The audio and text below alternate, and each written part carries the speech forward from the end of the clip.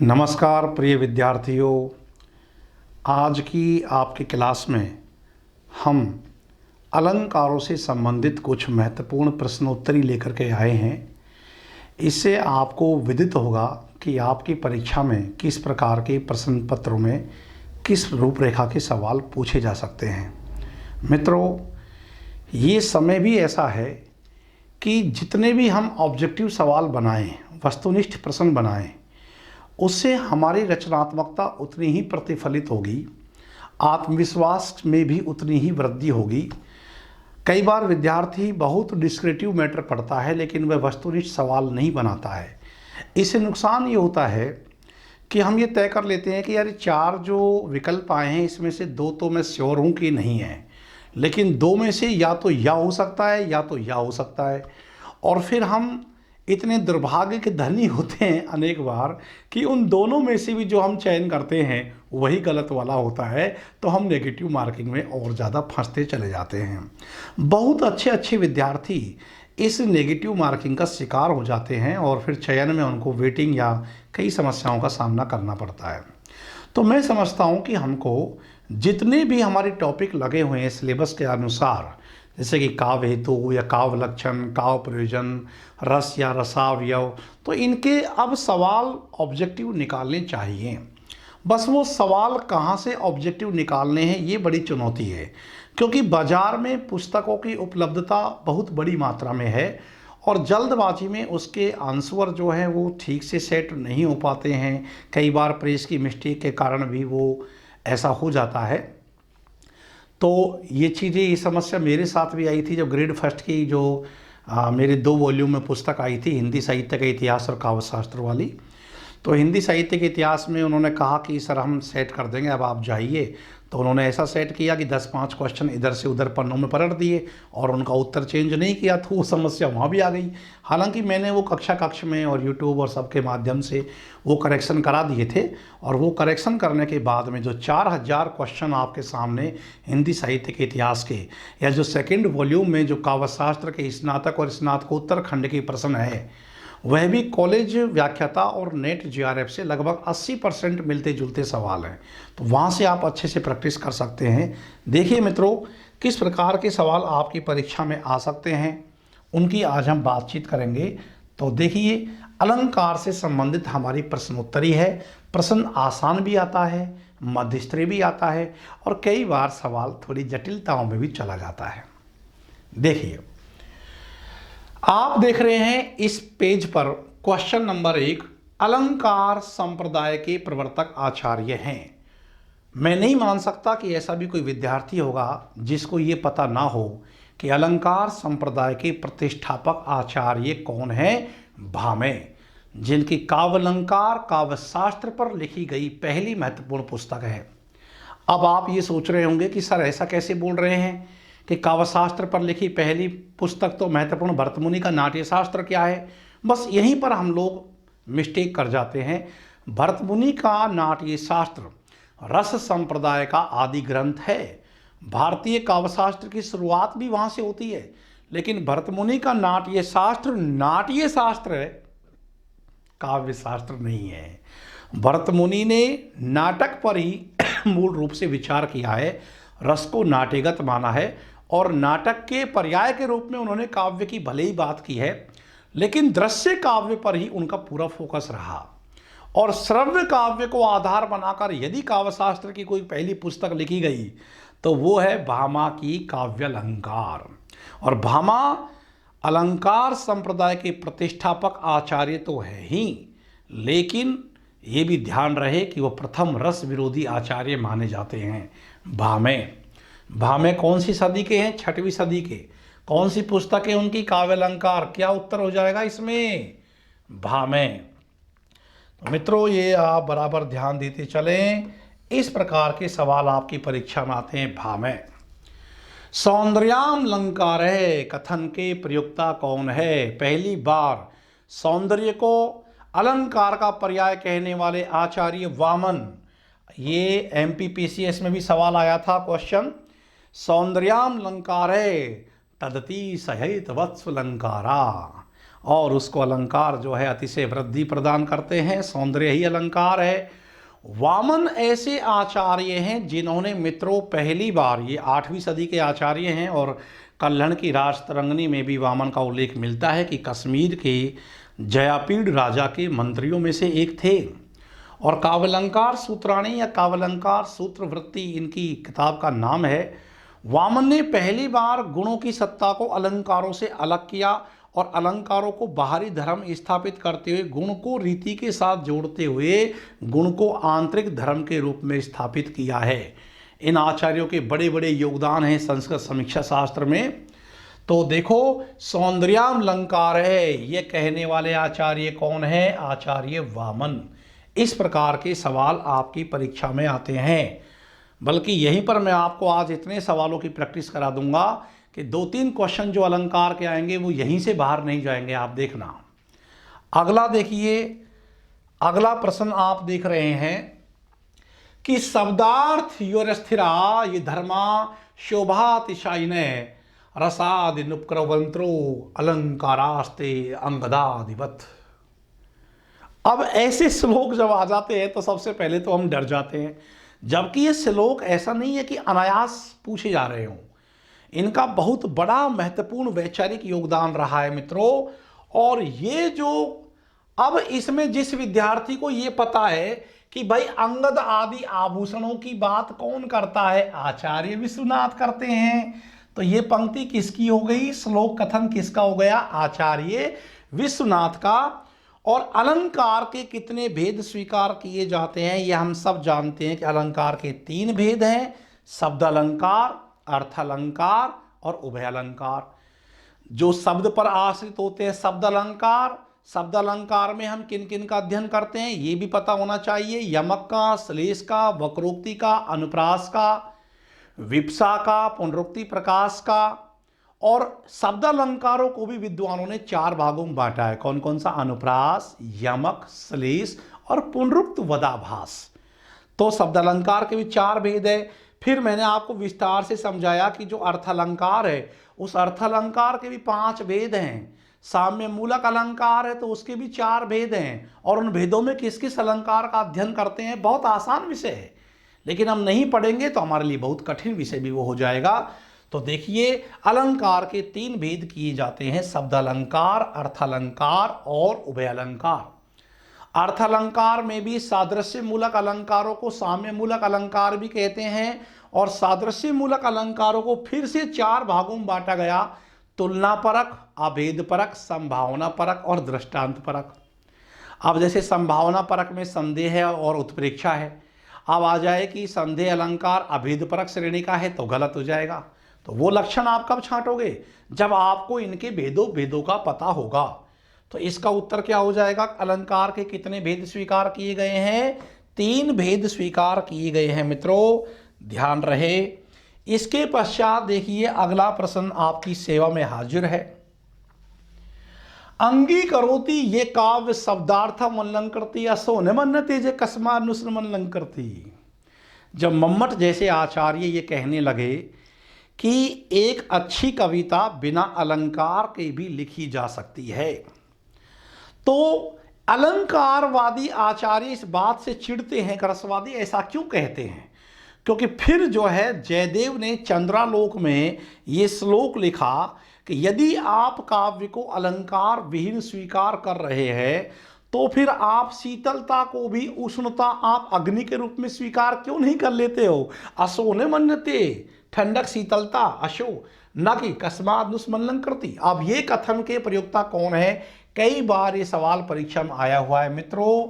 इसके प्रवर्तक, इस कथन के जो प्रयोक्ता हैं वो है आचार्य जयदेव, जिन्होंने चंद्रालोक महत्वपूर्ण पुस्तक लिखी है और ये वाक्य चंद्रालोक में मिलता है।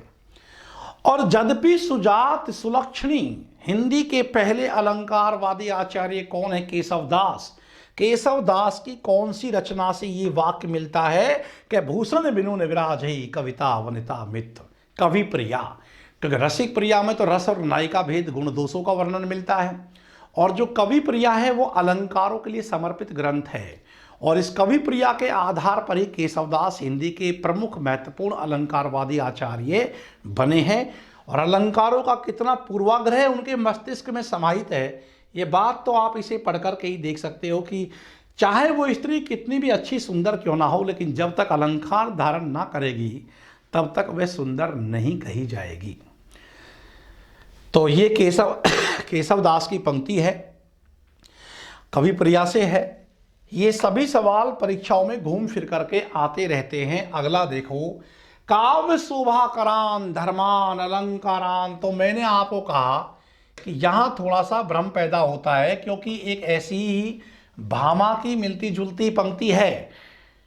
तो भामा ने कहा है कि न कांतामपि निर्भूषम विभात वनिता मुखम, और आचार्य दंडी की पंक्तियों में न आ रहा है पीछे कि काव्य शोभा करान धर्मान अलंकारान प्रक्षते, क्योंकि फिर आचार्य वामन ने यह कहा है कि काव्य शोभाया कर्तारो धर्मा गुना तदति सहित वत्सलंकारा सौंदर्यम लंकारा।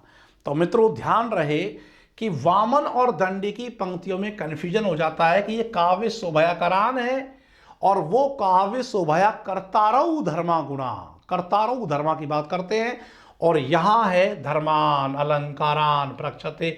इसका उत्तर हो गया दंडी।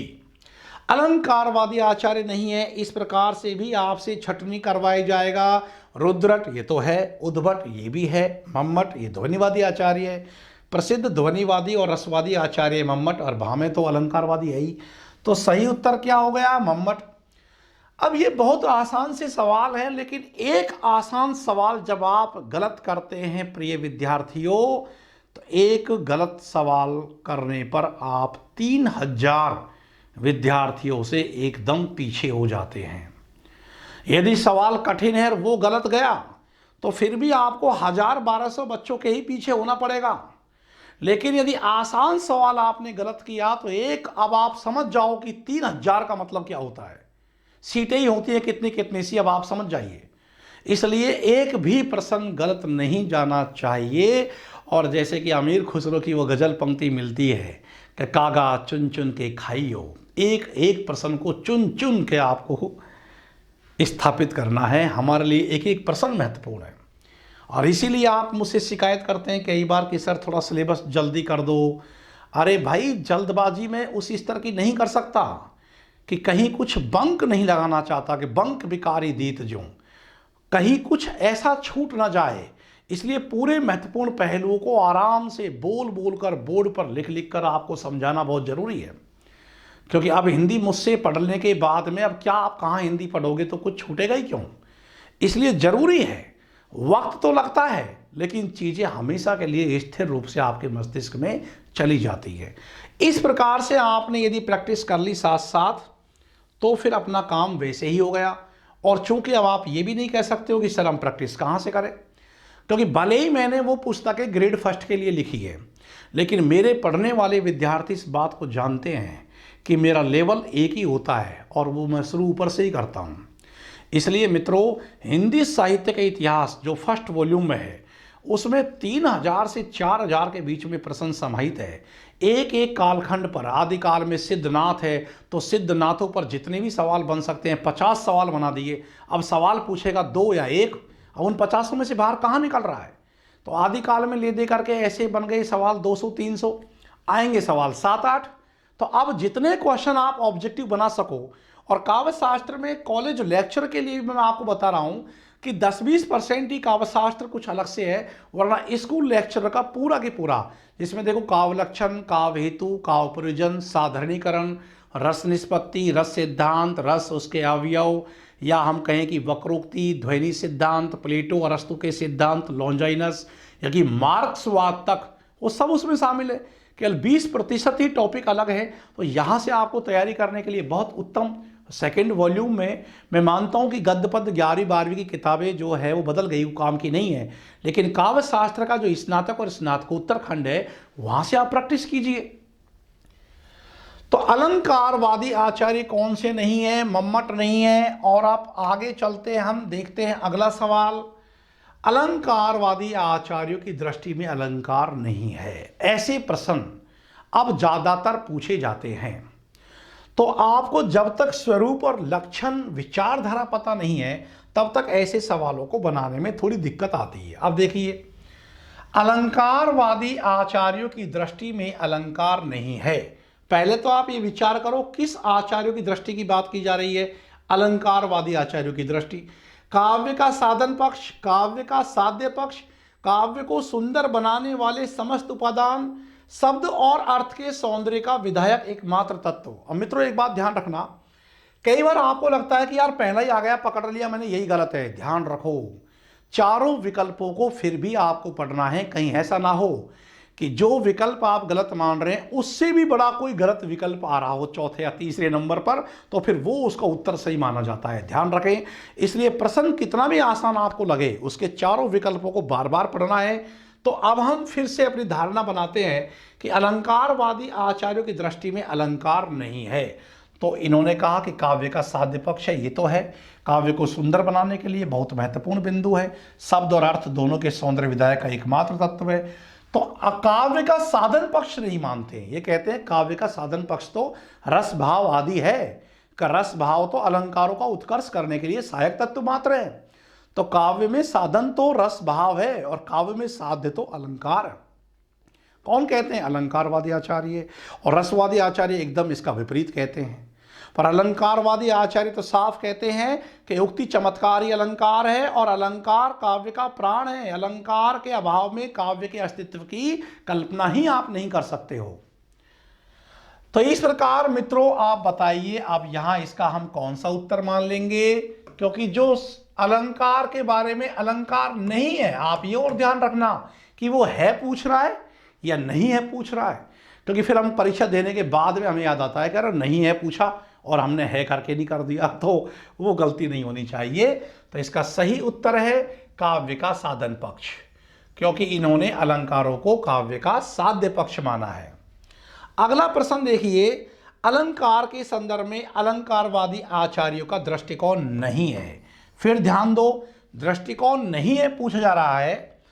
अभिव्यक्ति का समस्त कौशल अलंकार है, अलंकार काव्य का अनित्य धर्म है। इधर देखिए, अलंकार काव्य का प्राण है और अलंकार काव्य का स्थिर धर्म है। तो मैंने आपको क्या कहा था कि अलंकारवादी आचार्य अलंकार को काव्य का नित्य, अनिवार्य, स्थिर धर्म मानेंगे। तो अनित्य तो कौन मानेगा? रसवादी आचार्य मानेंगे। इस प्रकार अलंकार के संदर्भ में अलंकारवादी आचार्यों का ये वाला दृष्टिकोण नहीं है, क्योंकि अलंकारवादी आचार्यों का साफ मानना है कि अलंकार काव्य का नित्य धर्म है, लेकिन यहां प्रयोग किसका हुआ है? अनित्य का। तो इस प्रकार ध्यान रखेंगे, बाकी तीनों बातें तो अलंकारवादी आचार्य कहते हैं, लेकिन ये दूसरा विकल्प जो है ये रसवादी आचार्यों का दृष्टिकोण है, ये अलंकारवादी आचार्यों का दृष्टिकोण नहीं है। मित्रों इसके बाद आप अगला क्वेश्चन देखिए, उक्ति चमत्कार के संबंध में माना जाता है। अब उक्ति चमत्कार क्या है? क्या रीति है या ध्वनि है, रस है? नहीं, अलंकार। जिसे हम उक्ति चमत्कार कहते हैं वह उक्ति चमत्कार, कथन की जो विलक्षण भंगिमा उक्ति है, उक्ति चमत्कार ही अलंकार है। और निम्नलिखित में से कौन सा कथन सही नहीं है? इस प्रकार के 2-3 सवाल आपकी परीक्षा में आएंगे, इसको बोलते हैं अवधारणात्मक प्रश्न। यदि आपको विशेषताएं, लक्षण बहुत अच्छे से, विचारधारा, इन सब की आपको जानकारी है तो ये सवाल आपके लिए खिलौना होते हैं, अन्यथा तो इन सवालों में विद्यार्थी प्राय भटक जाता है। अब देखिए, अलंकार के बिना भी काव्य की सत्ता विद्यमान रह सकती है। पहली बात तो आप ये देखिए कि यहाँ कोई रसवादी या कोई अलंकारवादी आचार्य का नाम नहीं आ रहा है। इसका मतलब अब ये एक सार्वभौमिक सत्य के रूप में जानना चाह रहा है।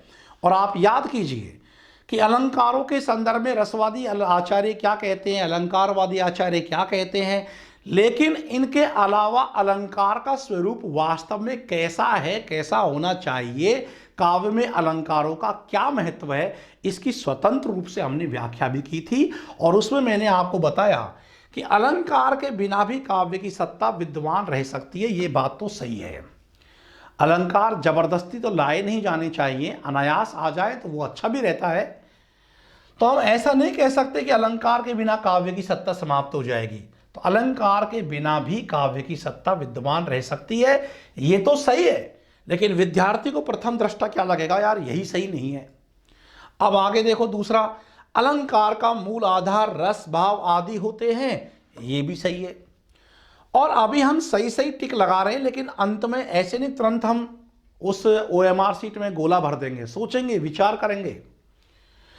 अलंकारों का प्रयोग स्थान व काल के आधार पर होना चाहिए। बिल्कुल देखना चाहिए कि भावों के अनुरूप अलंकार आ रहा है कि नहीं आ रहा।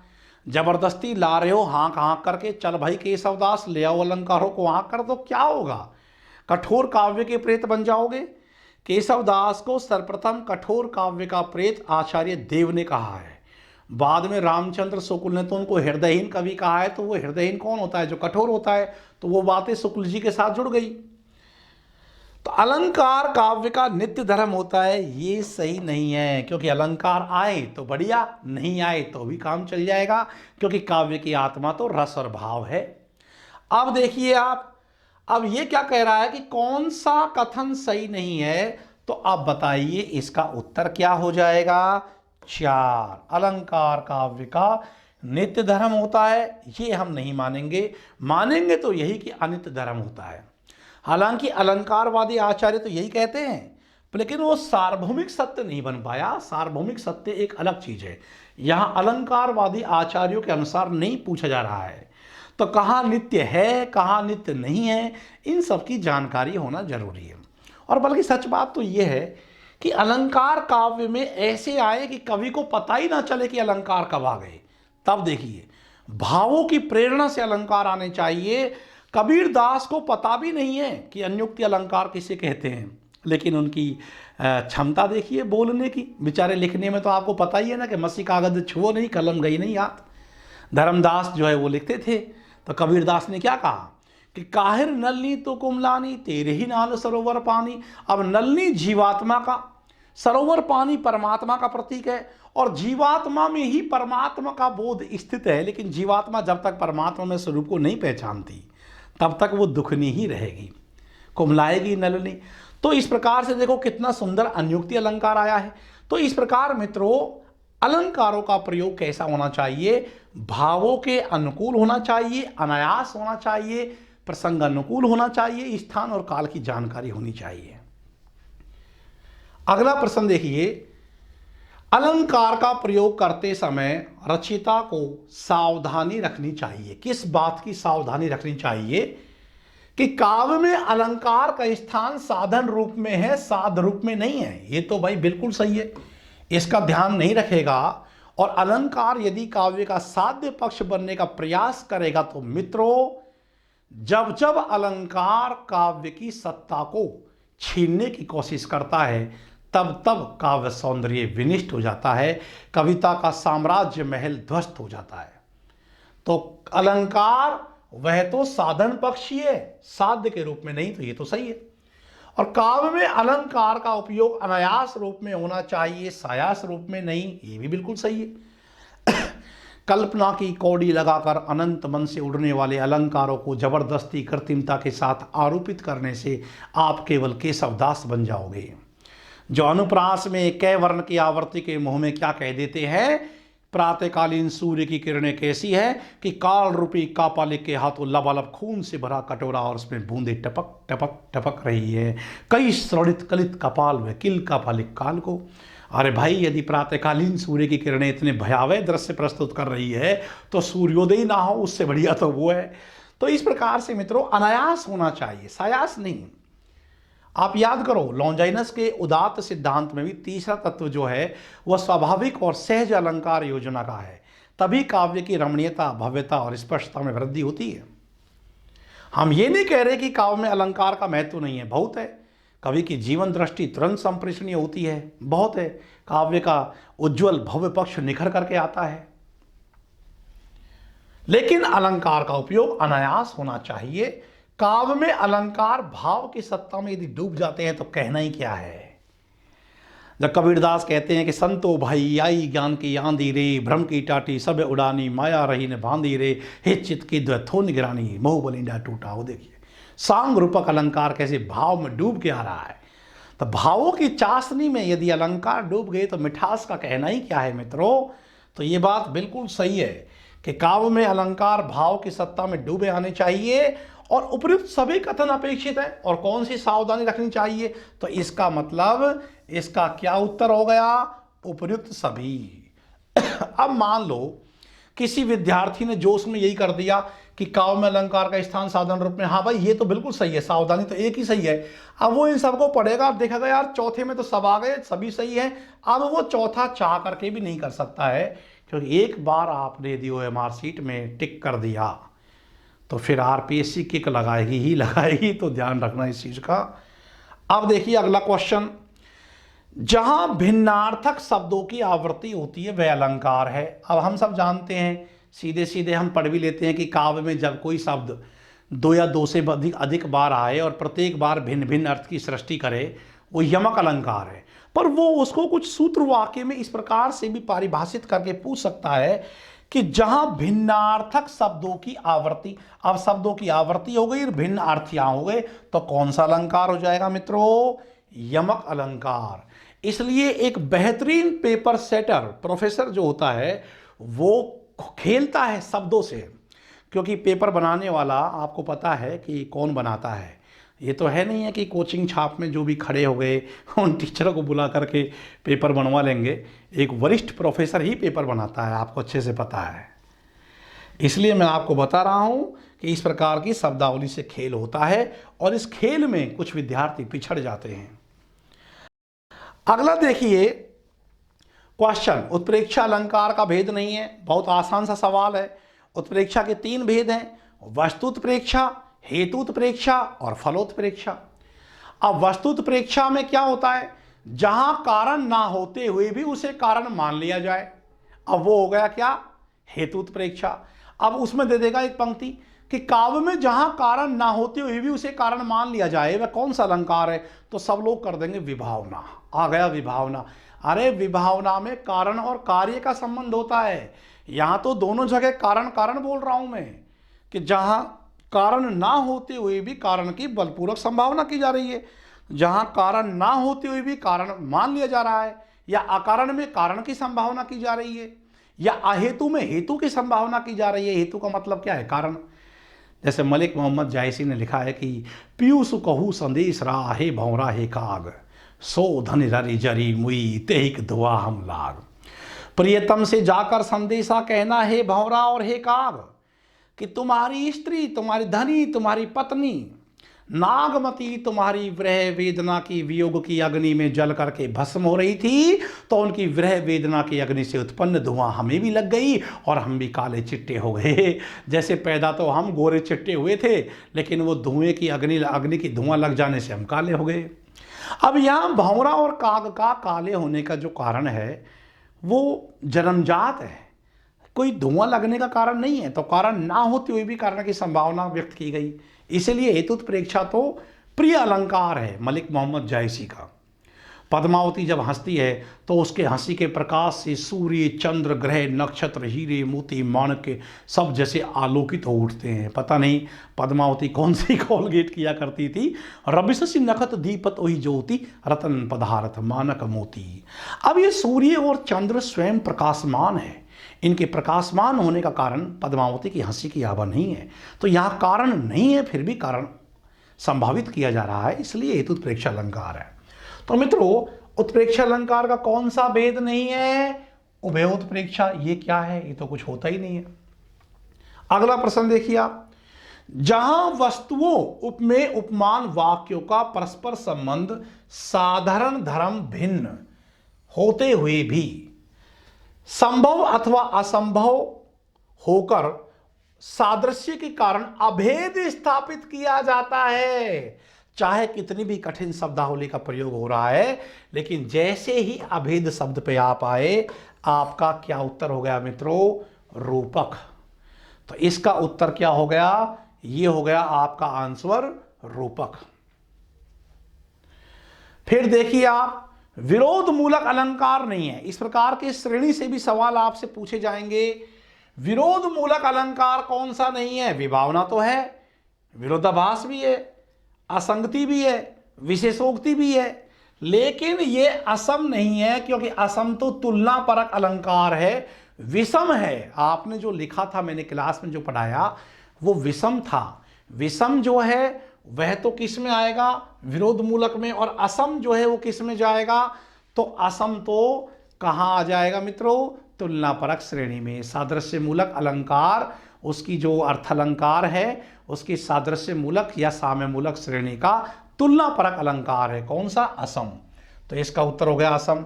अब देखो, काव्य में जहां कारण ना होते हुए भी कार्य की सिद्धि का वर्णन किया जाए वहां कौन सा अलंकार होता है, तो इसका उत्तर हो गया विभावना। कारण नहीं है फिर भी कार्य की सिद्धि हो रही है।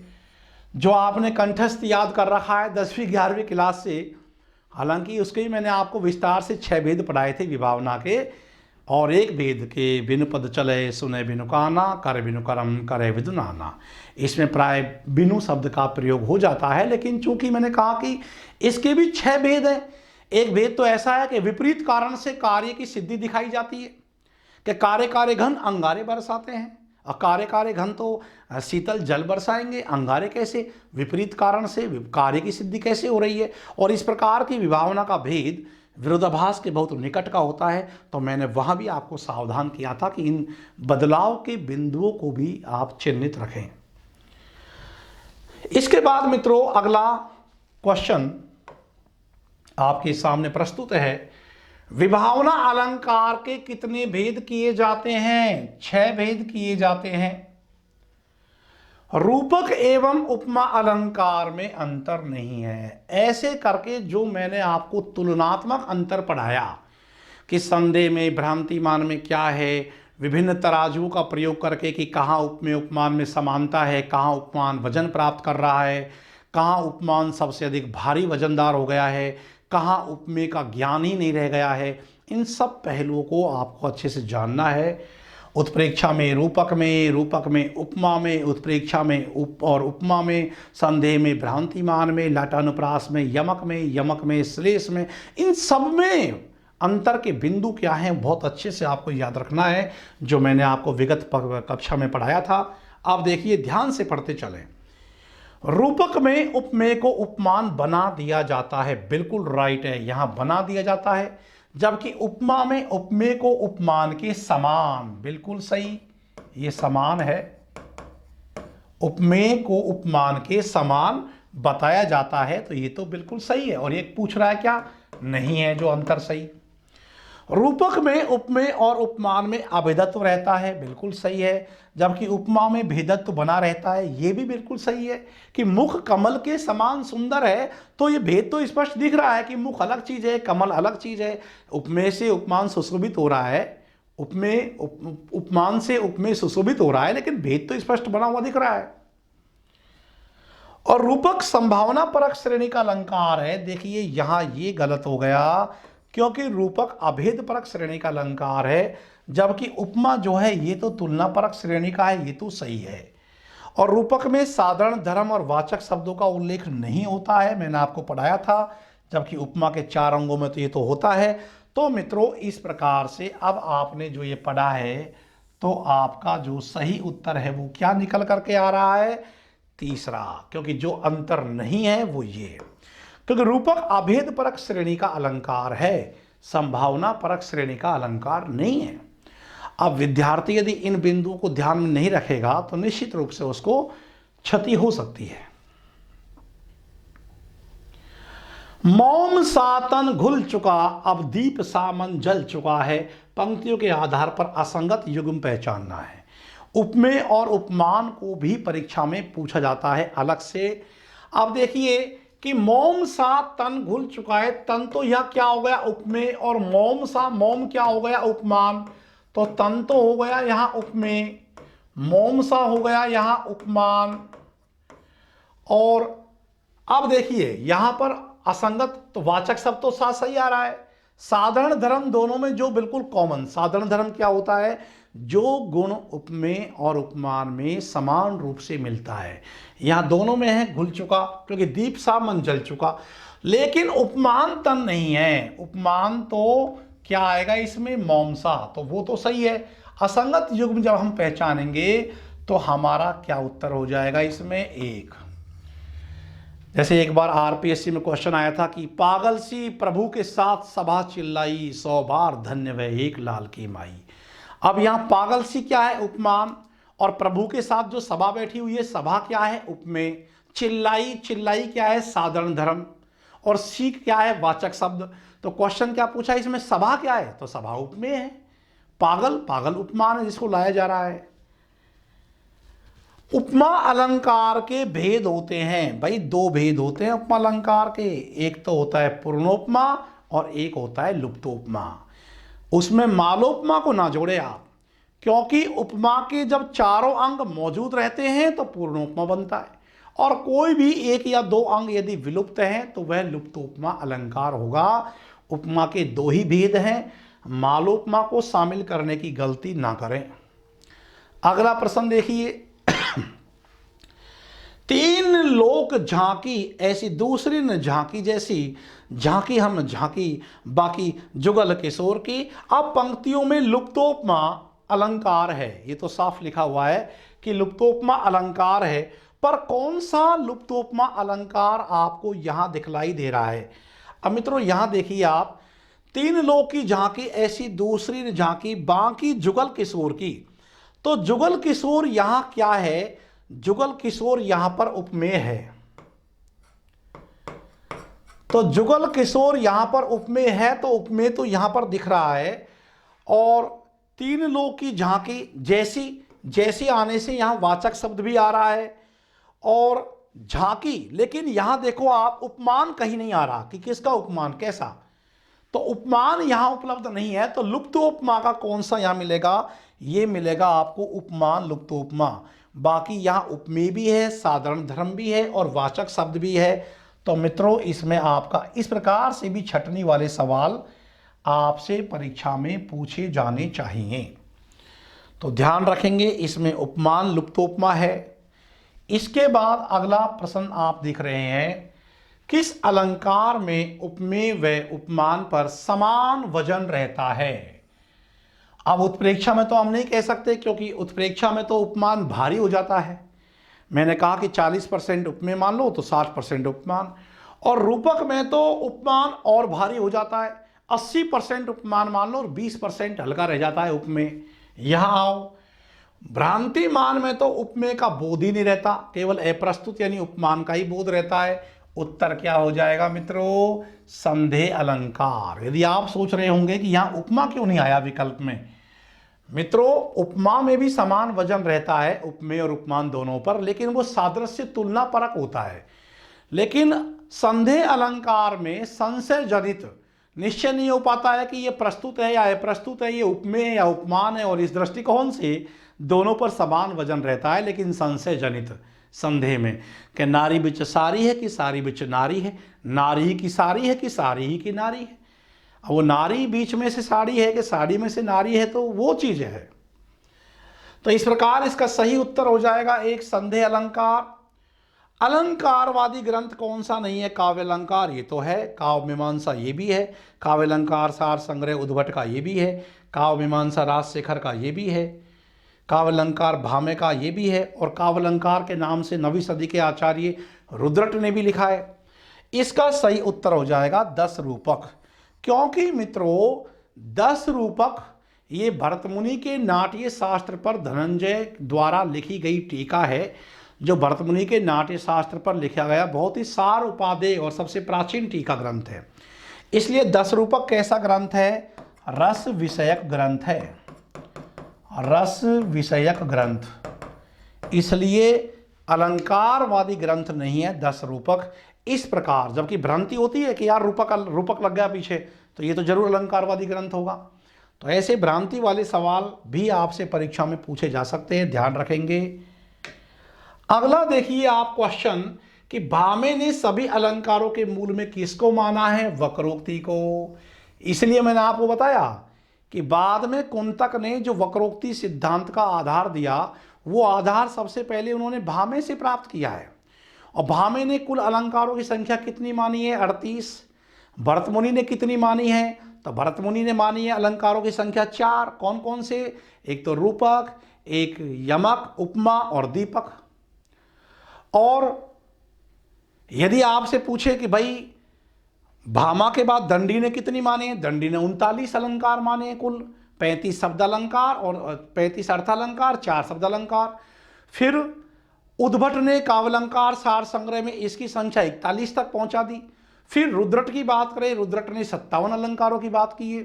आचार्य मम्मट ने 61 अर्थालंकार, 6 शब्द अलंकार के साथ, कुल मम्मट ने भले ही रसवादी आचार्य है लेकिन अलंकारों पर बात तो इन्होंने की है, तो मम्मट ने कुल 67 अलंकारों की बात की है। भोजराज ने 24 शब्द अलंकार अर्थालंकार मानते हुए 25 उभय अलंकारों की बात की है। और अलंकार परंपरा में सबसे प्राचीन महत्वपूर्ण ग्रंथ जो है अप्पय दीक्षित का कुवलयानंद, जिसमें 124 अलंकार जो सर्वाधिक भी है और वो अंतिम प्रमाणिक ग्रंथ भी है। तो वे इस प्रकार पूछ लेंगे, अलंकारों की संख्या से भी सवाल परीक्षा में बन सकते हैं। और आचार्य दंडी ने सभी अलंकारों के मूल में किसको माना? अतिशयोक्ति। और साफ कहा कि अतिशयोक्ति से ही काव्य में लोकोत्तरता और रमणीयता आती है। अतिशयोक्ति के अभाव में किसी अलंकार का कोई अस्तित्व ही नहीं है। ये कहने वाले आचार्य दंडी है।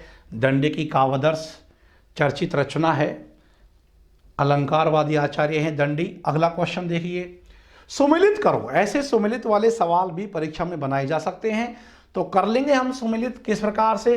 काव्य अलंकार किसकी है? रुद्रट की। श्रृंगार तिलक किसकी है? रुद्रभट्ट की। काव्य मीमांसा किसकी है? राजशेखर की। और फिर 10 रूपक किसकी होगी? धनंजय की। तो आप इस प्रकार से सुमिलित कर लेंगे इसको। तो काव्य अलंकार पहले में बै, 2 में आ रहा है, दूसरे में और चौथे में। फिर और ध्यान से आगे चलेंगे तो दूसरे वाले में से, तो दूसरे वाले में से, इन दोनों में ही आ रहा है। फिर तीसरा वाला काव्य मीमांसा राजशेखर, तो तीसरे में दय, तो तीसरे में दय से अब उत्तर हो जाएगा आपका दूसरा कि बै से दय ए, बै से दय ए।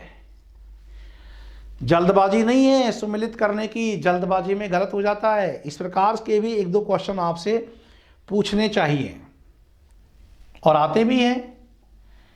अगला देखिए, किस आचार्य ने, अब ये बहुत बारीक सवाल है चूंकि अलंकार सिद्धांत कोर्स में है यदि हम अलंकार सिद्धांत और उसके इतिहास को नहीं पढ़ते हैं ठीक से तो फिर हम ऐसे सवालों का उत्तर नहीं कर सकते। देखिए, किस आचार्य ने अलंकार को वेद का 7वां अंग बताकर उसे वेदार्थ का उपकारक माना है ना। वेदांग 6 होते हैं, शिक्षा, कल्प, व्याकरण, छंद, ज्योतिष, निरुक्त। तो 7वां अंग बताकर कि वेदार्थ का उपकारक है, ये कहने वाले विद्वान है राजशेखर। राजशेखर की कौन सी किताब महत्वपूर्ण है? काव्य मीमांसा। कितने अधिकरणों में लिखी गई है? 18 अधिकरणों में एक अलंकार शास्त्रीय ग्रंथ लिखा गया है जिसका केवल एक अधिकरण ही प्राप्त होता है और वो है कवि रहस्य। इसलिए ध्यान रहे, कुलपति मिश्र की रचना है रस रहस्य और राजशेखर की है कौन सी? कवि रहस्य। और काव्य मीमांसा तो है ही मुख्य। अनुप्रास अलंकार के अंतर्गत उपनागरिका, परसा और कोमला वृत्ति का निरूपण करने वाले आचार्य कौन है? ये आचार्य है उद्भट। अब अनुप्रास अलंकार पढ़ के ही खुश होने से काम नहीं चलता है, इस प्रकार की टिप्पणी भी जानकारी, क्योंकि ये सवाल नेट की परीक्षा में पूछा हुआ है मित्रों। तो ये उद्भट है, उद्भट वही है जिसने नवी रस के रूप में शांत रस की कल्पना की और रसों की संख्या को 9 बना दिया था। तो इस प्रकार जो है अनुप्रास अलंकार के अंतर्गत उपनागरिका, परसा और कोमला वृत्ति का निरूपण करने वाले आचार्य उद्भट है। अगला सवाल देखिए आपके सामने प्रस्तुत है, अंगाश्रिता स्वतलंकारा मंतव्य कटकाधिवत चारुत्व हेतुस्तु। ठीक है, कटकाधिवत। अब ये जैसे ही कटकाधिवत शब्द है तो मैंने आपको क्या याद कर रखा है कि अंगों में इस प्रकार की पंक्ति आते ही आप क्या कर देंगे? आनंद वर्धन। या तो आप कटकाधिवत शब्द को ध्यान रख लेंगे या केवल अंगाश्रिता शब्द से भी काम चल जाएगा मित्रों। कई बार नेट में आई हुई पंक्ति है। और जिस प्रकार अगला सवाल देखिए, जिस प्रकार अंगद आदि आभूषण शरीर की शोभा बढ़ाते हैं उसी प्रकार काव्य में शोभा की अतिशयता लाने वाले रस आदि के उपकारक शब्दार्थ के अस्थिर धर्म अलंकार होते हैं। ये कहने वाले आचार्य कौन है? आचार्य विश्वनाथ। ये सवाल परीक्षाओं में कई बार पूछा गया है। पिछली बार कॉलेज लेक्चर में तो एक मम्मट से सवाल आया था कि किसने शब्दार्थ को अधम अर्थ और अर्थालंकार को शब्दालंकार को अधम या निम्न, अर्थालंकार को मध्यम, गुणीभूत व्यंग को उत्तम और ध्वनि को उत्तमोत्तम काव्य कहा है। वो आचार्य मम्मट ने कहा था, जो मैंने आपको पढ़ाया पिछली कक्षाओं में। इसके बाद आप अगला सवाल देखेंगे, आपके सामने प्रस्तुत है। भावों का उत्कर्ष दिखाने और वस्तुओं के रूप, गुण और क्रिया का अधिक तीव्र अनुभव करने में कभी कभी सहायक होने वाली युक्ति अलंकार है। हिंदी साहित्य के महान आलोचक रामचंद्र शुक्ल, रामचंद्र शुक्ल का यह कथन है और रसवादी आचार्य है, इसलिए ये कहेंगे ही कि कभी कभी सहायक, क्योंकि रसवादी आचार्य अलंकारों को बेहद अनिवार्य नहीं मानते रचना के लिए। और अगला क्वेश्चन देखिए, असंगत युग्म पहचानना है आपको। भामे की सही है क्या ये कि न कांतमपि निर्भूषम विभाति वनिता मुखम, बिल्कुल सही। दंडी की सही है क्या कि काव्य शोभायाकरान धर्मान अलंकारान प्रक्षते, बिल्कुल सही। वामन की काव्य शोभाया कर्तारो धर्मा गुणा, बिल्कुल सही। तो अप्पय दीक्षित का ये गलत हो जाएगा, क्योंकि ये पंक्ति जो है असो न मन्यते जे कस्माद नुस्मल्लंकृति, ये जयदेव की है, अप्पय दीक्षित की नहीं है। इस प्रकार पंक्ति देकर के भी, विचारक देकर के भी हमसे सुमेलित या संगत असंगत पूछ सकते हैं। मित्रों, प्रत्येक प्रकार से प्रश्न की तैयारी आपकी होनी चाहिए। वह अलंकार जो उभयालंकार की श्रेणी में गिना जाता है, श्लेष, यमक, उपमा और वक्रोक्ति, तो वह अलंकार जो उभयालंकार की श्रेणी में गिना जाएगा वो क्या होगा? श्लेष अलंकार। मित्रों ध्यान रहे, श्लेष अलंकार को हम शब्द अलंकार में ही गिनते हैं, लेकिन कुछ आचार्यों के अनुसार श्लेष शब्द में भी होता है, अधिकांशतः तो शब्द में भी होता है, लेकिन अर्थ में भी मिलता है, इसलिए इसको कई बार उभय अलंकार में गिन लेते हैं। तो शंकर संसृष्टि हम याद ना रखें, आवश्यकता पड़ने पर श्लेष को भी उभय अलंकार मानते हैं। मैंने आपको पढ़ाया था कि शब्द में कहाँ श्लेष होता है, अर्थ में कहाँ श्लेष होता है। और ध्यान रहे, यदि हमको यही छांटना पड़े कि ये शब्द अलंकार में गिने कि अर्थ अलंकार में गिने, तो फिर हमको ये शब्द अलंकार में ही गिनना है। अब देख लिए अगला क्वेश्चन, जब एक वस्तु यानी उपमेय को अन्य वस्तु यानी उपमान समझ लेने का निश्चय हो जाता है, ध्यान देना, निश्चय हो जाता है, तो अब वहां पर क्या हो जाएगा? भ्रांतिमान। यदि लिखा जाता यहां कि अनिश्चय हो जाता है, तो अनिश्चय में आ जाता संदेह अलंकार। तो शब्दावली के खेल से अलंकार उलट पुलट हो जाते हैं, इस बात का आपको बराबर ध्यान रखना है। अगला देखिए प्रश्न आपके सामने उपस्थित है, असंगत युग्म पहचानिए। असंगत युग्म पहचानिए। संदेह अलंकार में अनिश्चय की स्थिति रहती है, ये तो सही है, और भ्रांति मान में निश्चय प्रकट किया जाता है, ये भी सही है। मानवीकरण अलंकार में प्रकृति या जड़ पदार्थों में मनुष्य की चेतन चेष्टाओं का आरोप किया जाता है, ये भी सही है। पूछ रहा है कि गलत पहचानो। उत्प्रेक्षा अलंकार में उपमेय उपमान दोनों पर समान वजन रहता है, गलत, क्योंकि उत्प्रेक्षा अलंकार में उपमेय से ज्यादा वजनदार उपमान बन जाता है। मुख मानो चंद्रमा है, मानो उपमान पर अपने आप वजन चला गया। और विरोधाभास अलंकार के अंत में विरोध की प्रतीति समाप्त हो जाती है, ये भी बिल्कुल सही है। तो सही असंगत कौन सा हो जाएगा? तीसरा। अगला सवाल देखिए, उत्प्रेक्षा अलंकार के कितने भेद स्वीकार किए गए हैं? 3। फलोत्प्रेक्षा, हेतुत्प्रेक्षा और वस्तुत्प्रेक्षा। अगला प्रश्न, मनोविदित नच्छ छवि स्वच्छ राखबे काज, द्रगपग पहुंचन को कियो भूषण पायंदाज। फलोत्प्रेक्षा का बहुत महत्वपूर्ण ये उदाहरण है और कई बार परीक्षाओं में आया हुआ है, बिहारी का छंद है। यहाँ स्त्री के आभूषण करने की संभावना व्यक्त ये की गई है कि वो दृष्टि का मैल पहुंचने के लिए पायंदाज का काम करते हैं। ये उद्देश्य बना लिया कि स्त्री का आभूषण धारण करने का ये उद्देश्य है, जबकि स्त्रियों द्वारा आभूषण धारण करना एक स्वाभाविक प्रक्रिया है। तो यहाँ फल ना होते हुए भी फल की संभावना की गई, यानी उद्देश्य ना होते हुए भी उसे उद्देश्य मान लिया गया, इसलिए यहाँ फलोत्प्रेक्षा है। फल अर्थात उद्देश्य। पीयूष कहू संदेश राहे भवरा हे काग। अब तो आप कर ही दोगे इसका उत्तर। हेतुत प्रेक्षा जैसी का प्रिय अलंकार कि सो धन ररि जरि मुई तेहिक धुआं हम लाग। तो ये हो गया हेतुत प्रेक्षा, क्योंकि यहाँ भंवरा और काग के काले होने का कारण धुआं लगना नहीं है, धुआं हम लाग लेकिन बताया गया है। अगला सवाल देखिए, असंगत युग्म पहचानना है आपको। असंगत युग्म पहचानिए। वस्तुत्प्रेक्षा, जहां एक वस्तु में दूसरे वस्तु के आरोप करने की संभावना की गई हो, ये तो संगत है। हेतुत्प्रेक्षा, जहां अहेतु में हेतु अर्थात कारण न होते हुए भी कारण की संभावना की जाए, तो ये भी सही है। फलोत्प्रेक्षा, जहां अफल उद्देश्य ना हो में फल उद्देश्य की संभावना की गई हो, ये भी सही है। और निरंग रूपक, जहां एक रूपक के द्वारा दूसरे रूपक की पुष्टि की गई हो, ये गलत है। इसका मतलब ये हुआ कि जो असंगत है वो कौन सा हो जाएगा? चौथा। क्योंकि जहां एक रूपक के द्वारा दूसरे रूपक की पुष्टि की जाती है वह परंपरित रूपक होता है। निरंग रूपक में तो ये होता है, इसको निरवयव रूपक भी कहते हैं, कि इसमें उपमेय में उपमान का आरोप तो होता है लेकिन उसके सहचर अंगों का आरोप नहीं होता, इसलिए इसको निरंग या निरवयव रूपक अलंकार कहते हैं। और यदि सहचर अंगों का भी आरोप हो जाए तब तो वह सांग रूपक अलंकार बन जाता है। अगला प्रश्न देखिए कि निम्नलिखित में से असंगत कथन पहचानना है हमें। उत्प्रेक्षा अलंकार में उपमेय में उपमान की बलपूर्वक संभावना रहती है, बिल्कुल सही है, तो ये तो संगत है।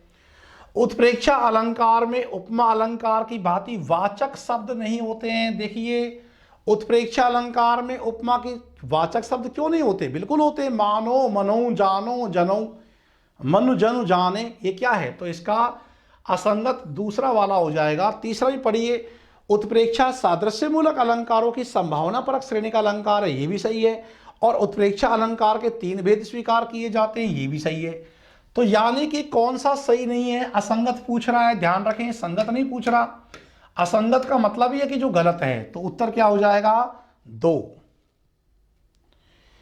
इसके बाद आगे देखिए, उदित उदयगिरी मंच पर रघुवर बाल पतंग विकसे संत सरोत्सव हरखे लोचन भ्रंग। इन पंक्तियों में तो सांग रूपक है, क्योंकि उदयाचल को मंच यहां उपमेय है और उदयाचल यहां उपमान है। इसी प्रकार जो रघुवर श्री राम है वो उपमेय है, लेकिन बाल सूर्य बताए गए हैं पतंग, वो उपमान है। और यहाँ संत जो है उपमेय है, उसको सरोज फूल की तरह बताया, ये उपमान है। लोचन यहाँ उपमेय है और भ्रंग यहाँ उपमान है। तो कितने जोड़े यहाँ हो गए उपमेय उपमान के?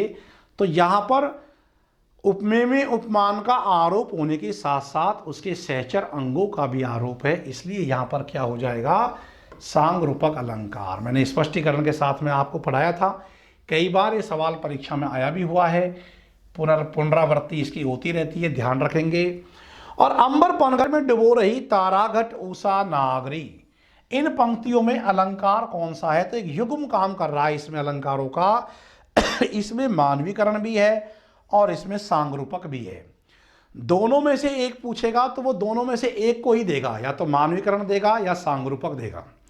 अलग अलग करके पूछा हुआ सवाल है। जयशंकर प्रसाद की बहुत चर्चित कविता है, प्रतिनिधि कविता है, बीती विभावरी जागरी। उसी की पंक्ति है कि अंबर पनघट में डुबो रही तारा घट उषा नागरी, खग कुल कुल सा बोल रहा, किसले का अंचल डोल रहा, लो यह लतिका विभर लाई, मधुल मुकुल नवल रस गागरी, बीती विभावरी जागरी। और आपको याद भी करनी चाहिए ऐसी पंक्तियाँ। कई बार साक्षात्कार में पूछते हैं कि जब मानवीकरण अलंकार में लिखी गई कोई चर्चित कविता सुनाओ, तो बहुत सुंदर कविता है ये। तो इसका जयशंकर प्रसाद की पंक्ति हैं, पूछे तो कभी, तो मानवीकरण और सांग रूपक ये इसका उत्तर हो जाएगा। अगला देखिए, सादृश्य मूलक अलंकारों में सबसे प्रधान कौन सा माना गया है?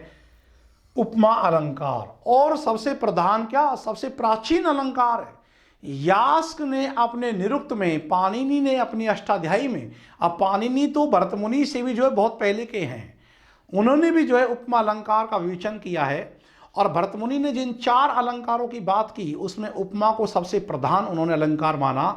बाद में आचार्य वामन उन्होंने भी सबसे ज़्यादा महत्व जो है उपमा अलंकार को दिया है।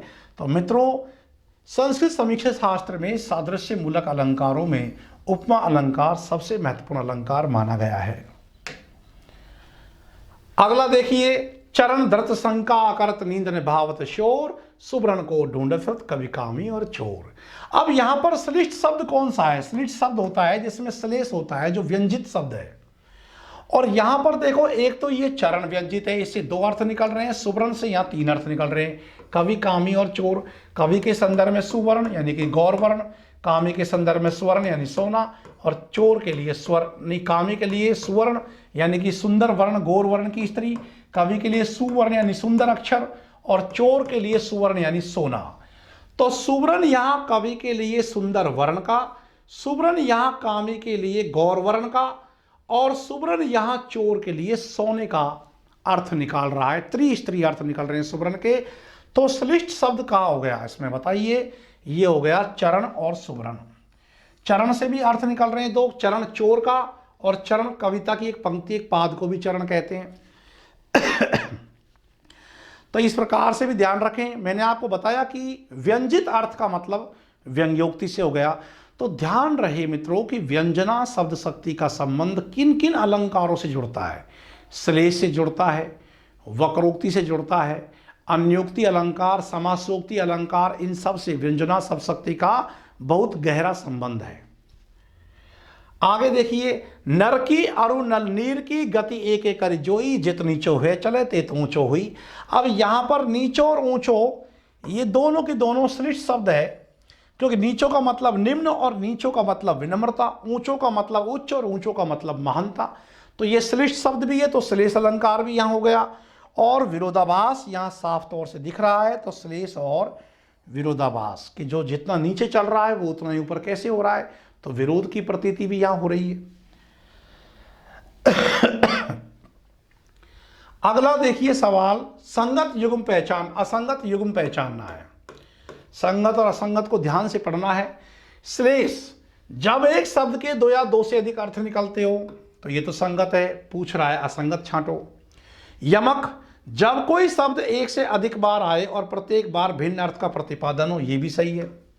रूपक, जहां उपमेय में उपमान का बलपूर्वक आरोप किया जाए, यह भी सही है। उपमा, जहां उपमेय में उपमान की संभावना व्यक्त की जाए, नहीं, यहां तुलना व्यक्त होगी, समानता सादृश्यता व्यक्त होगी, संभावना व्यक्त नहीं होगी। तो फिर यहां पर असंगत युग्म कौन सा हो जाएगा मित्रों? चौथा। इसका सही उत्तर क्या हो जाएगा? 4। अगला क्वेश्चन देखिए, राम लखन सीता सहित सोहत पर्ण निकेत, जिमिबस बासव अमरपुर सची जयंत समेत। इन पंक्तियों में साधारण धर्म पूछा है। तो देखो, जैसे अमरपुर स्वर्ग में बासव इंद्र जी सची और जयंत के समेत शोभायमान है, वैसे ही श्री राम लक्ष्मण और सीता जी के साथ पर्णकुटीर में सोहत हैं। तो क्या उत्तर हो जाएगा इसमें? साधारण धर्म दोनों में समान क्या है? सोहत। ये पर्णकुटीर में सोहत, वो स्वर्गलोक में सोहत। और उपमेय कौन है यहाँ? उपमेय है राम लक्ष्मण सीता, और उपमान कौन है? बासव, इंद्र है, सची और जयंत है। और जिमी क्या हो गया? जिमी हो गया वाचक शब्द, जिमी तो वाचक शब्द है। तो यहाँ उपमा के चारों अंग मौजूद है, इसलिए यह पूर्णोपमा अलंकार का उदाहरण हुआ। तो इस प्रकार से ध्यान रखेंगे, वाचक शब्द वगैरह इन सबको भी पूछते हैं, साधारण धर्म पूछते हैं। प्रत्येक अलंकार में जहां जहां वाचक शब्द आ रहे हैं उनकी जानकारी भी आपको होनी चाहिए। जय जय जय गिरिराज किशोरी, जय महेश मुख चंद्र चकोरी। इन पंक्तियों में कौन सा अलंकार है? परंपरित रूपक, जिसको श्रृंखला रूपक अलंकार भी कहते हैं। और मैंने आपको बताया कि यदि इसमें पहला रूपक ना हो तो दूसरे रूपक का निर्वाह नहीं हो सकता। एक रूपक के द्वारा दूसरे रूपक का निर्वाह किस अलंकार में किया जाता है? परंपरित रूपक अलंकार में किया जाता है। तो इस प्रकार इसका उत्तर क्या हो जाएगा मित्रों? परंपरित रूपक, क्योंकि यहां गिरिराज किशोरी को चकोरी बताया गया है। चकोरी चकवी, चातकी और ये चकोरी का अस्तित्व तभी तक है जब तक कि महेश के मुख को चंद्रमा बतलाया जाए। चंद्रमा के अभाव में चकोरी का कोई अस्तित्व नहीं है। इस प्रकार यहाँ एक रूपक के द्वारा दूसरे रूपक का निर्वाह हो रहा है, पुष्टि हो रही है। तो क्या उत्तर हो जाएगा? परम्परित रूपक अलंकार। अगला प्रश्न देखिए, उत्प्रेक्षा अलंकार का वाचक शब्द नहीं है। मानो है, मनऊ है, जानो जनऊ है, लेकिन सरिस नहीं है, क्योंकि सा, सम, सरिस, जिमी ये सब तो आप जानते हो उपमा के वाचक शब्द हैं। सादृश्य मूलक अलंकारों की संभावना परक श्रेणी का अलंकार कौन सा है?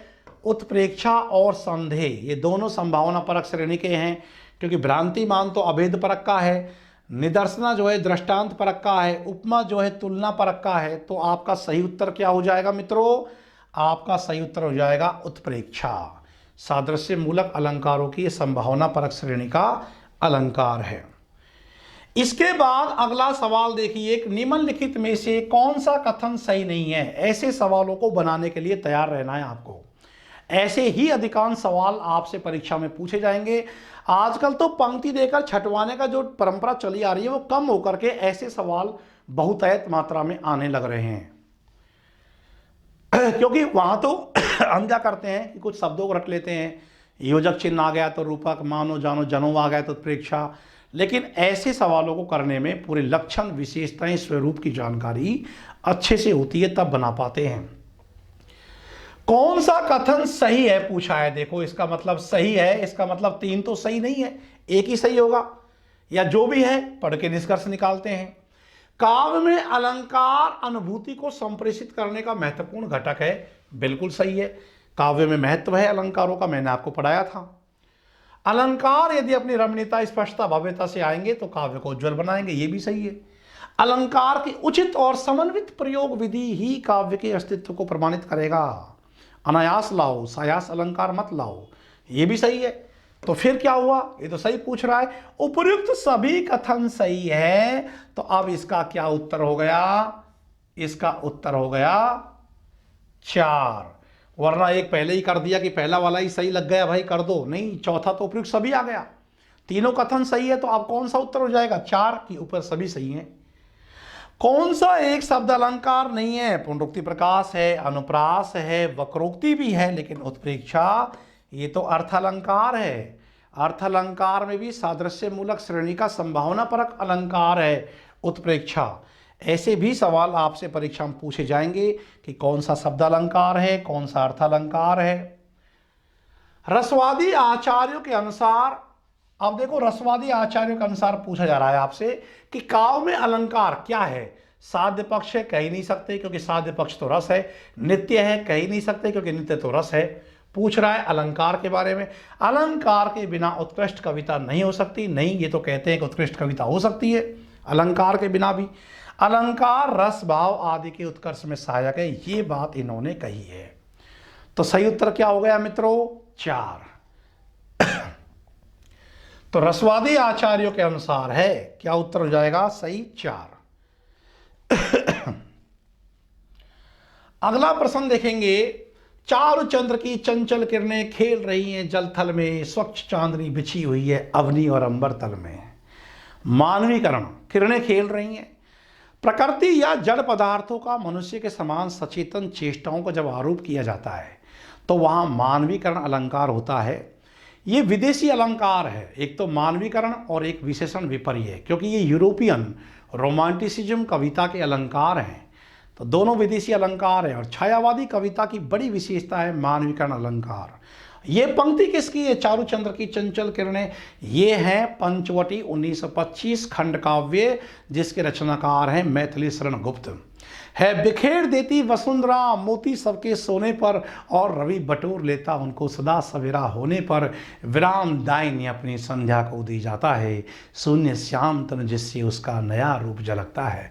तो ये सब मानवीकरण की पृष्ठभूमि में पंक्तियाँ लिखी गई है। और कितनी सुंदर पंक्ति पिछली बार DSSB में आई थी कि कई दिनों तक चूल्हा रोआ चक्की रही उदास, कई दिनों तक कहानी कोतिया सोई उसके पास। तो कई दिनों चूल्हा रोया और चक्की का उदास होना, ये चूल्हा और चक्की जड़ पदार्थ हैं, वो कैसे रो रहा है, कैसे वो उदास है, वो तो मानवीय क्रियाकलाप है, तो मानवीकरण। या राम की शक्ति पूजा की पंक्ति आती है कि है अमानिसा उगलता गगन घन अंधकार। अरे भयानक रस है यहाँ। और अलंकार, अलंकार के पूछो तो भाई मानवीकरण है कि गगन है वो कैसे उगल सकता है, उगलना तो सचेतन प्राणियों का कर्म है। तो इसमें क्या उत्तर हो जाएगा आपका, मानवीकरण अलंकार इसका उत्तर हो जाएगा, मानवीकरण। और वह अलंकार जिसमें उपमेय का ज्ञान ही नहीं रह जाता, भाई वो तो भ्रांतिमान है। तुलसीदास जी जो है सांप को रस्सी समझ करके चढ़ गया, उसने मान लिया कि रस्सी है, जबकि प्रस्तुत क्या है सांप, प्रस्तुत क्या है रस्सी मान लिया। यदि उन्हें मालूम होता कि यह सांप भी हो सकता है तो कहीं से डंडी लाता, लकड़ी लाता और उसको हिला के देखता कि भाई हिल रहा है सांप है या रस्सी, तब तो उनको संदेह अलंकार मिलता। लेकिन वो पकड़ करके चढ़ गए, और चढ़ने के बाद रत्नावली प्रसन्न और नहीं हुई है, कहा दिख जीवन को, तुम्हारा जीवन है कोई, ये क्या है कि दिख आए तुम यो अनाहूत, कि बिके जहां तुम बिना दाम वे नहीं कुछ और केवल हाड़ चाम। अरे श्री राम से प्रीति करो तो भव संसार पार जाता, और यहीं से विरक्त हो गए वो। और आज की कोई नारी होती रत्नावली की जगह, अरे भाई कितनी बढ़िया बात है, आजा आजा, देखो शॉर्टकट में ही आ गया, रात्रि में आया है, नदी को पार कराया, सांप बिच्छू से किसी से डर नहीं है, सांप को रस्सी पकड़ के चढ़ गया, भाई वाह। और लेकिन वो बड़ी विदुषी थी, आपको पता ही है वो घटनाक्रम नापदास ने भक्तमाल में लिखा है। खैर, अगला प्रश्न देखते हैं हम। अगला, सुमिलित करो, तो सुमिलित कर दीजिए आप। उपमेय क्या है, जिसकी समानता बतलानी हो, जो प्रस्तुत होता है वो होता है उपमेय। उपमान क्या है, जिससे समानता बतलानी हो, जो अप्रस्तुत होता है वो होता है उपमान। साधन धर्म क्या होता है, उपमेय और उपमान में जो गुण समान होता है। वाचक शब्द क्या होता है, जिन शब्दों के द्वारा। तो ये तो बिल्कुल क्लियर है, इसमें तो एबे सैदे आ जाएगा, सीधा सीधा एबे सैदे, तो तीसरा विकल्प इसका सही है। असंगत कथन पहचानिए। शब्द अलंकार के 4 भेद हैं, अनुप्रास, यमक, श्लेष, पुनरुक्त, वदाभास। बिल्कुल सही है। काव्य गुण सीधे रस का उत्कर्ष करते हैं, जबकि अलंकार सीधे रस का उत्कर्ष नहीं करते, वह आरोपित होकर के उत्कर्ष करते हैं। बिल्कुल सही है। अर्थ अलंकार की 5 श्रेणियां स्वीकार की गई है, सादृश्य मूलक, विरोध मूलक, श्रृंखला मूलक, गुण मूलक, व्यंग्यार्थ मूलक। सही है। भ्रांति मान में अनिश्चय का बोध बना रहता है, जबकि संदेह में निश्चय का, ये बिल्कुल विपरीत लिख दिया गया है। तो यही इसका उत्तर होगा। क्वेश्चन है असंगत, क्योंकि भ्रांति मान में निश्चय रहता है और संदेह में अनिश्चय रहता है, जबकि यहां क्या लिखा हुआ है कि भ्रांति मान में अनिश्चय का बोध रहता है, जबकि संदेह में निश्चय का बोध रहता है। ये एकदम विपरीत हो गया। तो जो गलत है वो कौन सा होगा, चौथा बिंदु। अगला देखिए सवाल, रस कविता का अंग भूषण है, भूषण सकल गुण स्वरूप अंग दूषण करे कुरूपता। भिखारी दास की पंक्ति कई बार यूजीसी नेट परीक्षा में भी आई हुई है, ध्यान रखेंगे। भिखारी दास की पंक्ति है, तुम वहन कर सको जनमन में मेरे विचार, वाणी मेरी तुम्हें क्या चाहिए अलंकार। ये पंत हैं, जो वही पंत हैं जो कहते हैं पल्लव की भूमिका 1928 में कि अलंकार वाणी की सजावट नहीं बल्कि भाव की अभिव्यक्ति के विशेष द्वार हैं। और ये कहते हैं कि अलंकार को मैं जब ही लाऊं जब मेरे विचार को वो संप्रेषित करने में अपनी भूमिका निभाए, कि तुम वहन कर सको जनमन में मेरे विचार, जनमन में मेरे विचार संप्रेषित होने चाहिए। अब बता दो हे मेरी वाणी, क्या तुम्हें उसके लिए अलंकार की आवश्यकता है कि तुम वहन कर सको जनमन में मेरे विचार, वाणी मेरी तुम्हें क्या चाहिए अलंकार। अलंकार को ये वाणी के आचार, विचार, अश्रु, हास, पुलक सभी बतलाते हैं। बहुत महत्वपूर्ण है इनकी पल्लव की भूमिका, इसलिए उसका प्रकाशन वर्ष पूछते हैं 1928। तो ये पंक्ति किसकी हो गई, पंत जी की हो गई। अगला देखिए प्रश्न, गुण व अलंकार को पृथक करते हुए दोनों पर स्वतंत्र रूप से पृथक पृथक विचार करने वाले काव्यशास्त्र के जो पहले आचार्य हैं वो है आचार्य वामन। वामन ने कहा कि गुण तो आंतरिक धर्म है और उसको रीति के साथ अविभाज्य कर दिया। वामन ने अपने रीति संप्रदाय में काव्य गुणों को इतना अधिक महत्व दिया है कि बहुत सारे विचारक तो इनके रीति संप्रदाय को गुण संप्रदाय भी कहते हैं, और रीति के साथ जोड़ दिया, अलंकारों से गुणों को अलग कर दिया।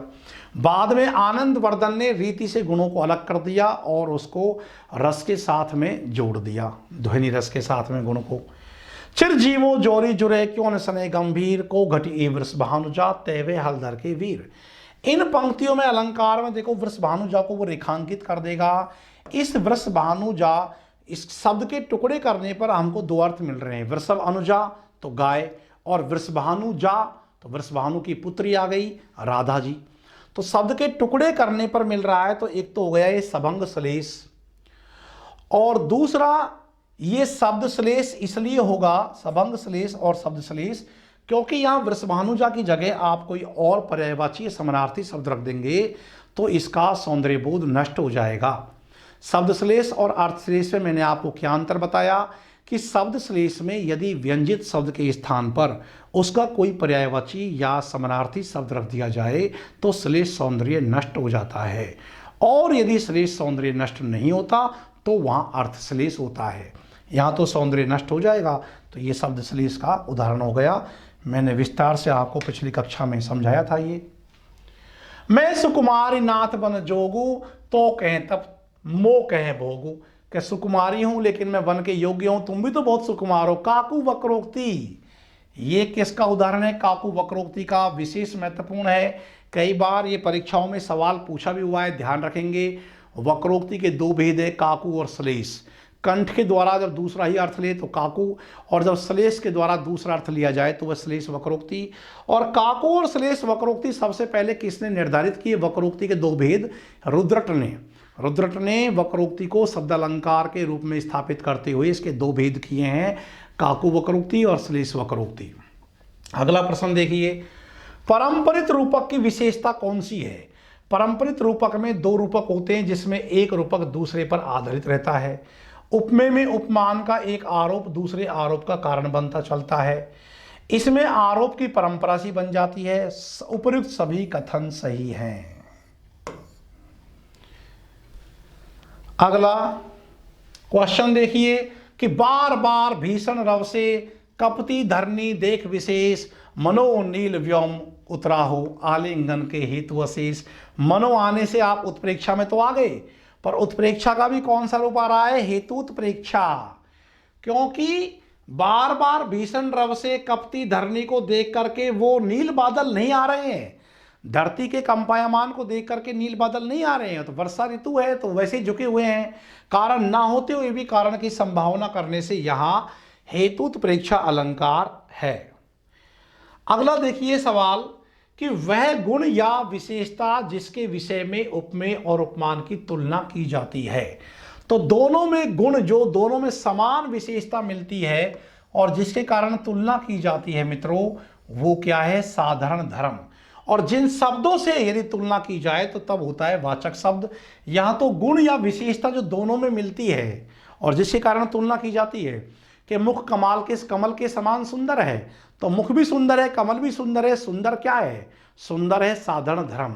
और तुलना क्यों की जा रही है? ताकि कमल की सुंदरता के साथ मुख की सुंदरता को जोड़ करके दिखलाया जाए।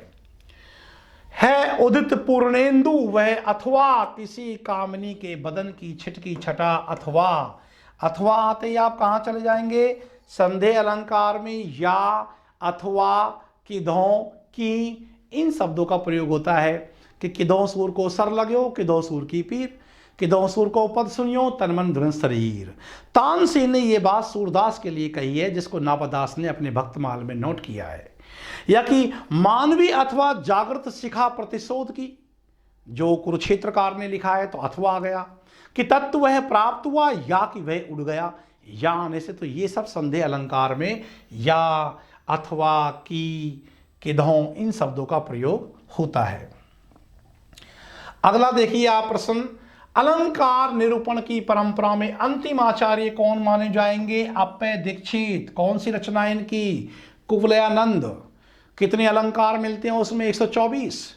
और जयदेव की चंद्रालोक और अप्पय दीक्षित की कुवलयानंद, ये तो दोनों रीतिकालीन अलंकारवादी आचार्यों के लिए बहुत बड़े ग्रंथ बने अनुकरण करने के लिए। मित्रों, इनकी रचना का नाम कुवलयानंद है। एक उद्योतन सूरी और है जैन रचनाकार जिसका संबंध राजस्थान से है, उनकी रचना का नाम कुवलया माला है, जिसमें 18 भाषाओं के शब्द मिल जाते हैं। वक्रोक्ति को शब्द अलंकार मानते हुए काकू और श्लेष शीर्षक से उसके दो भेद करने वाले आचार्य कौन है? उत्तर है आचार्य रुद्रट। ध्यान रहे।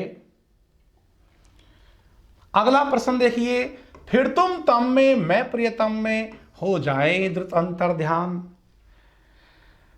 आओ सखी वहां जुड़ा, ये बहुत चर्चित पंक्ति सुमित्र नंदन पंत की है, लेकिन आप विचार करेंगे तम में और प्रियतम में, तो एक तम तो बन रहा है क्या? अंधकार के लिए। एक तम कहां जुड़ रहा है? प्रिय की विशेषता के लिए।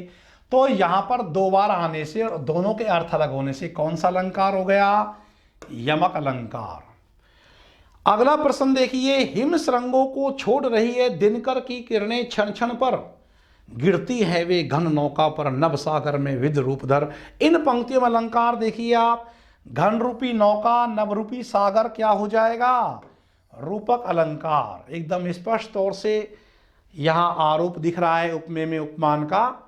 अगला प्रश्न देखेंगे, निकल रही थी मरम वेदना करुणा विकल कहानी सी, कहाँ अकेली प्रकृति सुन रही थी हंसती सी पहचानी सी।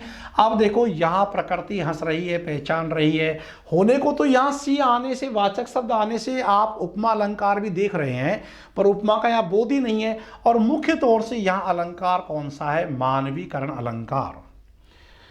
जैसे कि बहुत अच्छी पंक्ति पंत की भी है कि कहो तुम रूपसी कौन, कहो तुम रूपसी कौन, व्योम से उतर रही चुपचाप, छिपी निछाया छवि में आप, सुनला फैला की इस कला मधुर मंथर मृदु मौन। तो यहाँ पर जो है संध्या का मानवीकरण किया गया है रूपसी बतला करके। या निराला की कविता पढ़िए संध्या सुंदरी, कि मेघ में आसमान से उतर रही संध्या सुंदरी, परी सी धीरे धीरे धीरे, तो वह भी मानवीकरण अलंकार का अच्छा उदाहरण है। और देखिए अगला प्रश्न, निंदक नीरे राखिए आंगन कुटी छवाए, बिन पानी साबुन बिना निर्मल करे स्वभाव। इन पंक्तियों में अलंकार कौन सा हो जाएगा? विभावना। कबीर दास की महत्वपूर्ण पंक्ति है कि निंदक व्यक्तियों को रखो, वो आपके स्वभाव को वैसे निर्मल कर देंगे, आलोचना कर करके आप में आत्म परिष्कार आ जाएगा, आपको साबुन और पानी की भी जरूरत नहीं है। तो देखो बिन पानी और बिन साबुन बिना कैसे? कारण तो है ही नहीं, फिर कार्य कैसे हो रहा है? कारण तो पानी और साबुन होता है, तब निर्मल होता है कार्य, लेकिन स्वभाव को बिना पानी बिना साबुन के ही बताया गया है कि वो निर्मल हो जाता है। तो यहाँ कारण ना होते हुए भी कार्य की संभावना है, इसलिए यहाँ विभावना अलंकार है। अगला सवाल देखेंगे कि पाए महावर देन को नाइन बैठी आई, फिर जानी महावरी एड़े मिनट दी जाई। इन पंक्तियों में अलंकार बताइए। भ्रांतिमान अलंकार, क्योंकि वह लालिमा को मिटाना चाह रही है, भ्रांति हो गई है, लेकिन वो तो लालिमा, उसके चरण स्वभावते ही लाल हैं। तो कि पांव महावर देन को महावर देना चाहती है, लेकिन फिर उस महावरे को मेंढती जा रही है, वो कंफ्यूज हो गई है।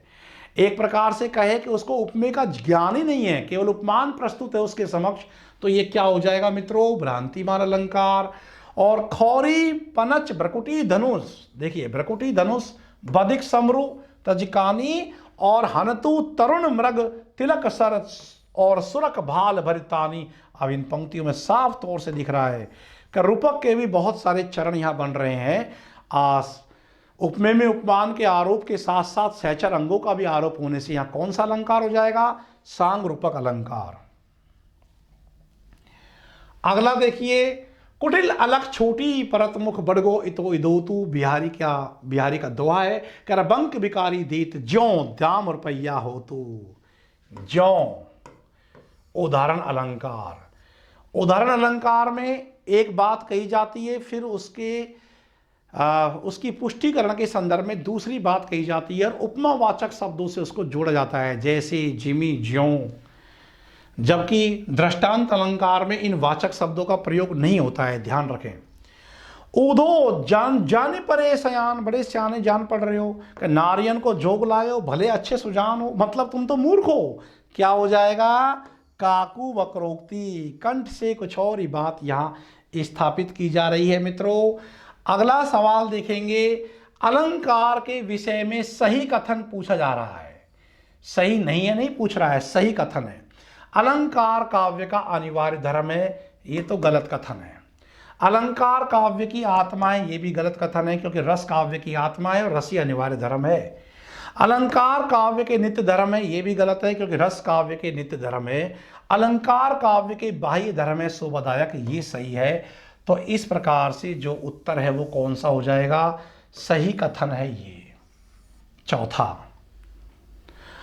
और इसके पश्चात अगला सवाल आप देखेंगे, भ्रांतिमान अलंकार का उदाहरण छांटना है। उदाहरण है पूछ रहा है, तत्व है प्राप्त हुआ अथवा उड़ गया, अथवा तो संदेह अलंकार हो गया। मरत प्यास पिंजरा परियो सुआ समय के फेर, तो ये तो दृष्टांत में जा रहा है। ओस बिंदु चुग रही हंसनी मोती उसको जान, ये है कि ओस बिंदु को चुग रही है हंसनी ने, उसको क्या मान लिया है, मोती।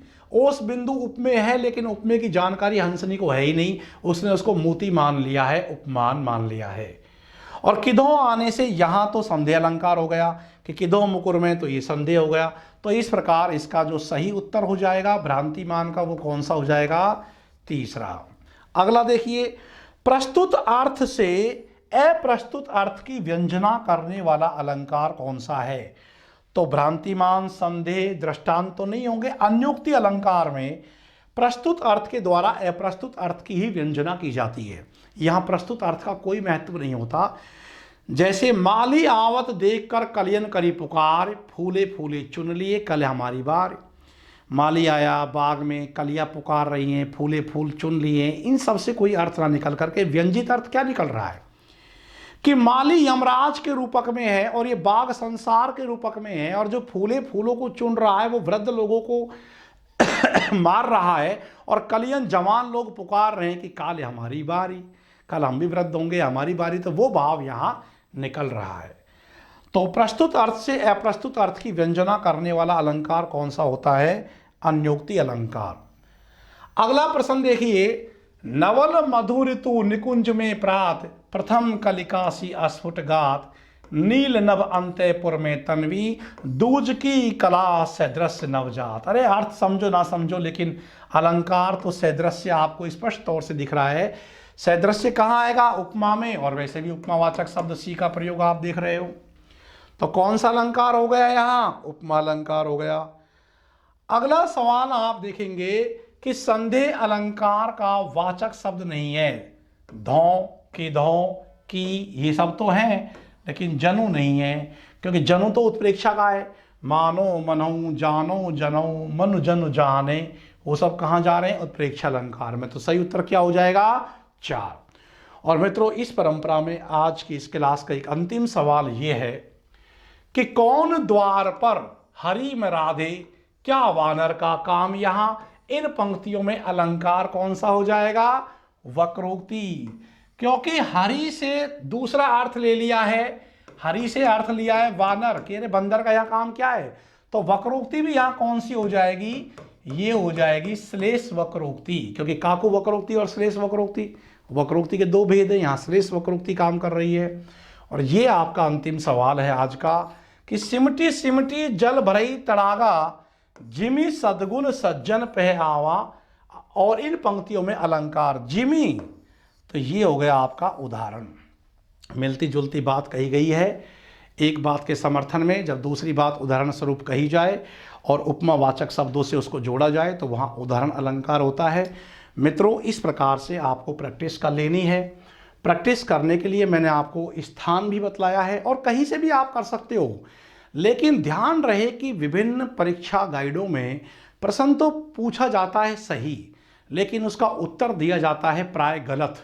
और मान के चलो कि वही सवाल परीक्षा में आ गया और ये अनर्थ हो गया कि आपने वही उत्तर कर दिया, तो एक गाइड कुंजी लिखने वालों का तो कुछ नहीं बिगड़ता है, ज़िंदगी जिसकी बर्बाद होती है। आप अच्छे से इसको समझते हैं। मित्रों, इस प्रकार के प्रश्न आपको सॉल्व करने चाहिए, इस प्रकार से सवाल आते हैं। इस बीच में जितने आप ऑब्जेक्टिव सवाल बना लोगे वही आपकी संचित निधि होगी, इससे आपके आत्मविश्वास में वृद्धि आएगी।